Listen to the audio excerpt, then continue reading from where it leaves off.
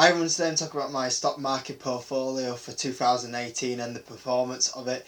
I've criticised a lot of big YouTubers, a lot of big stock market YouTubers for not actually saying the amount of money they've earned in the stock market. We kind of always hear them say I'm buying this stock or I'm buying this stock, and we never actually see the actual returns of what they've made into the stock market.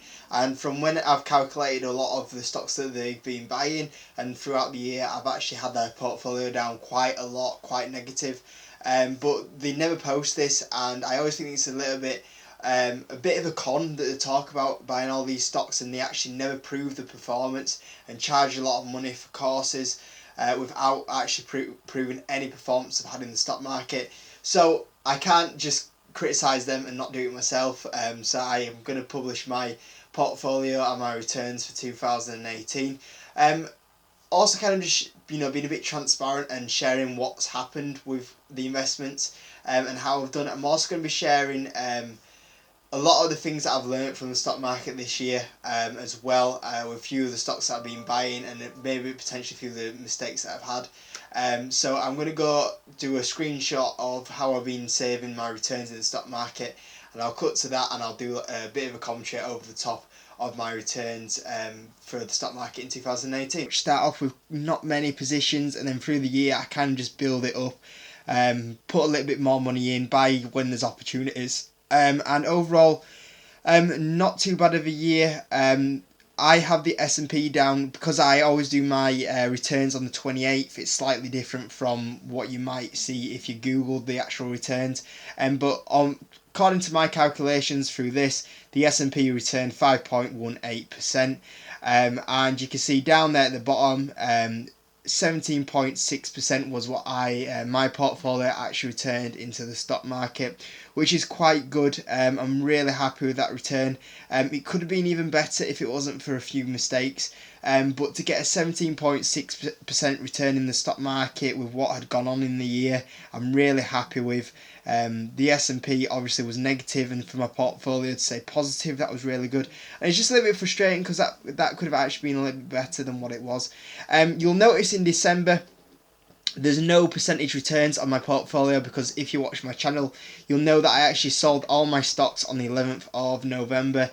And the reason why is because I was very worried where the position that the stock market was in, and I felt like there was a correction coming. And I did really well because it actually happened pretty much like 2 weeks after I sold my shares. So that was a really good move in when that happened. That's probably saved my portfolio going down to like a single digit return. That was probably one of the best move that I made into the stock market. The best stock return was Microsoft, which I was always confident that it would be. On this channel I've talked about how happy I am to invest into Microsoft, how I think it's the best company on the stock market right now to invest in, and that's why I invested in this year. Again into 2019. You can see PayPal returned 28%.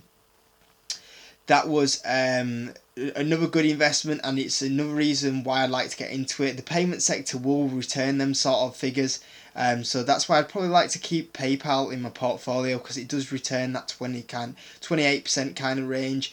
FedEx kind of was flatline. I actually sold that at a really good point because I think in December that stock absolutely tanked down 40%, so that would have dragged the portfolio down quite a bit. Facebook, I kind of had Facebook after the dip, but it just kind of was in a downtrend after the dip, so that didn't really do much.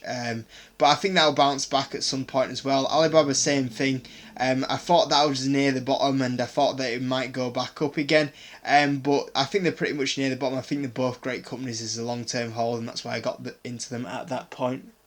We have Skechers, which was one of the biggest things I've learned this year is just to be careful about the sector that you get in. Even though a company is going to have a really good EPS and revenue growth, a competitive sector that Skechers is in, it can quite easily lose a lot of market share. And I normally go for the biggest kind of company and brand in that area that's going to be dominant, and I kind of went for a company that's trying to steal market share off another company, which is probably one of the things that I've learned. And I think it was a bit of bad timing as well. I didn't know it was going to lose that much on the earnings report, and it would come out saying how much it's kind of struggling going forward.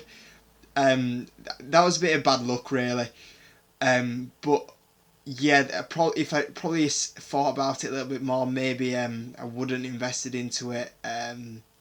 So I've learned just to keep remembering what my principles investing are, and I think you're always going to have one of those bad stocks, and that was definitely mine that year. That's the one that cost my portfolio quite a bit really. Monster, I only held for 2 months because I thought that it had about a 10 to 15% upside, and I was 13.51% up on that position, and I just thought, right, that's kind of where I thought it was valued at, so I sold out of it, and that was just simple money really. I thought I was going to hold it for about 6 months, and it got there in 2 months, so I might as well have just taken my profit, and that was probably one of my best quick turnaround profit that I made in last year, which I was really happy about. Boeing just really didn't do much. I kind of probably a lot of the gains in Boeing were kind of like early January, February, March, where we still had that 2017 bull market. So it didn't really go anywhere, but I still believe that's a really good company. And this kind of is not including the dividends that I did get from Boeing as well, which you've also got to consider. Adobe, I thought there was about a 10% upside in Adobe, so when it went up 8.68%, I was like, yeah, I'm gonna sell out now and take a little bit of a gain there. Like I say, I did plan to hold it a little bit longer, but when it shoots up a little bit like that, it's just so tempting to take take that profit when you think it's pretty much near its valuation, which I think Adobe got to, because at the time it was about a P of like 50, which is quite a high P really, so I didn't want to hold it too much more than that. So that's my return overall, guys. 17.6 versus what I have down as the S&P is 5.18 negative. So I'm really happy with that. I'd like to have got it in the 20% really, which I could have done if I didn't make a few little mistakes with sketches. It would have got in there, but I am happy with that return, especially with the market conditions that were going on. I'd like to hopefully beat it again next year going forward, but I am happy with that return overall. So guys, that's talking about my stock market return for 2018. I hope you liked it. I hope it gave you a bit of information, helped you a little bit going forward. But I'd just like to be a little bit more of a transparent channel here compared to a few of the other ones, and try and share when I get into stocks and the returns that I do get in the stock. Thanks for watching, guys. I put a lot of time into that video, so I do hope you enjoyed it. Give you a like, subscribe, and I'll see you in the next video.